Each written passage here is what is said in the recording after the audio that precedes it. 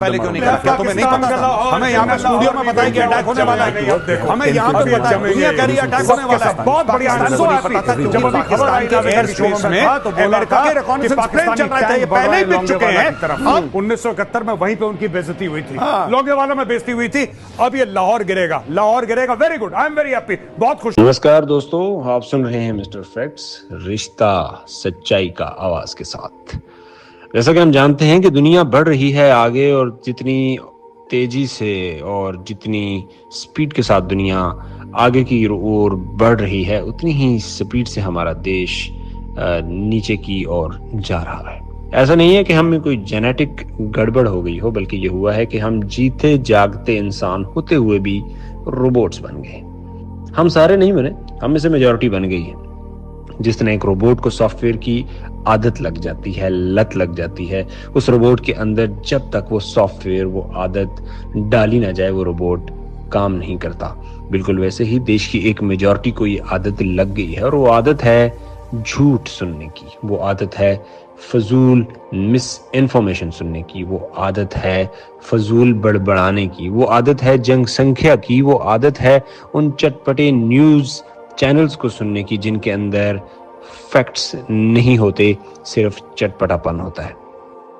आज एक ऐसी एफर्ट को लेकर मैं आगे आया हूं जिससे मैं आपको बताऊंगा कि वो जीते जागते इंसान जिनको इस गोदी मीडिया ने और हमारे चैनल्स ने रोबोटिक मशीन में बदल दिया है, और वो भारत जिसके बारे में हम बहुत गर्व और सीना चौड़ा करके बोला करते हैं कि we are the 4th largest economy in the world. हम पृथ्वी के चौथे बड़े सम्राट हैं, महाराज हैं। कोई आए हमसे पंगा ले, क्या कहता था अमेरिका, क्या हो तुम?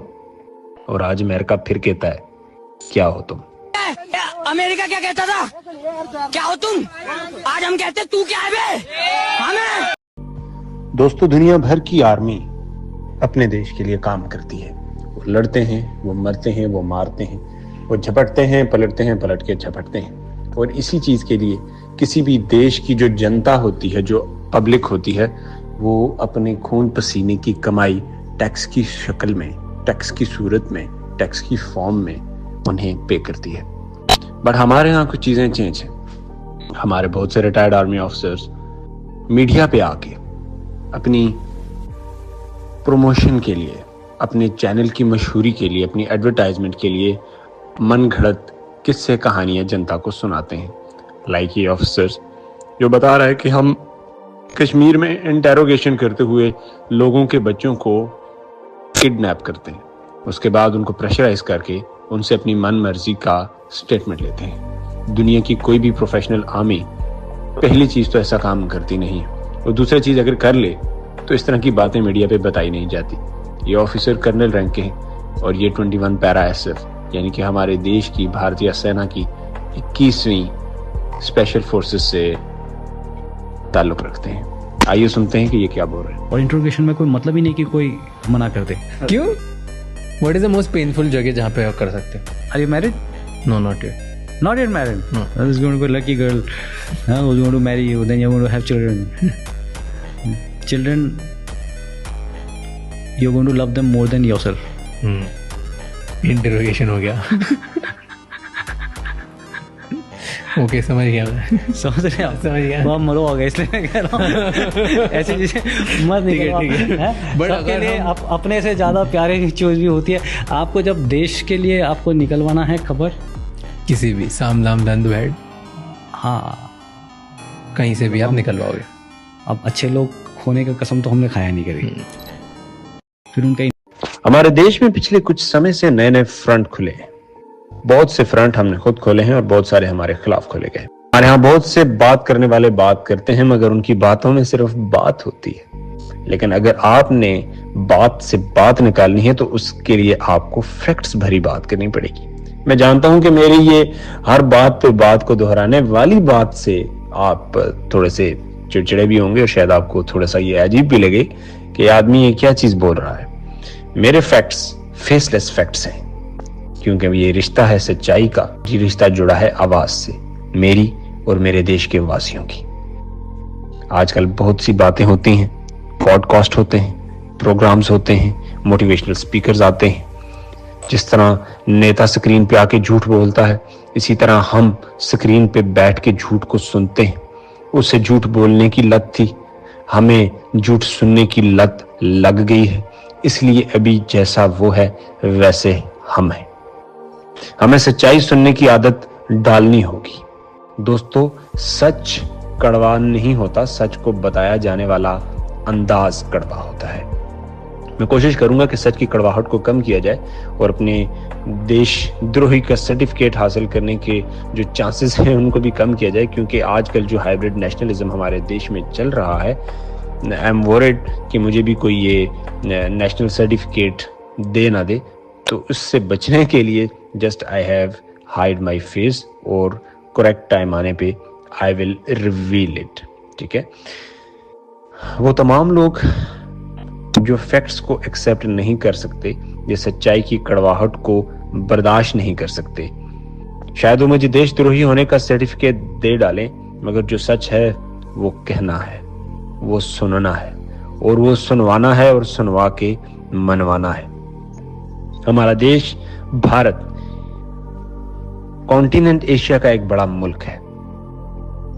इसमें आजकल एक नया वायरस आया है जिसे पॉडकास्ट कहते हैं। इस वायरस में लगे हुए आदमी को हॉस्पिटल नहीं लेके जाया जाता, उसे हॉस्पिटल के बजाय स्टूडियो लेके जाया जाता है। स्टूडियो के अंदर इस बीमारी में फंसे दो लोग आमतौर पर एक दूसरे के सामने कुर्सी पर बैठ जाते हैं। दो माइक उनके मुंह के सामने रखे जाते हैं। वो दोनों अपने चेहरों पर फेक मुस्कुराहट तारी करते हैं और उसके साथ ही फेक प्रोफेशनल बन के लंबी लंबी फेंकते हैं, जैसा कि इस वीडियो में आप इंडियन मिलिट्री आईएसआई को किस नजरिए से देखती है? आईएसआई को पूरी दुनिया ही गलत नजर से देखती है। कहीं भी आप पॉडकास्ट करने वालों में भी ना बहुत फनी लोग आते हैं।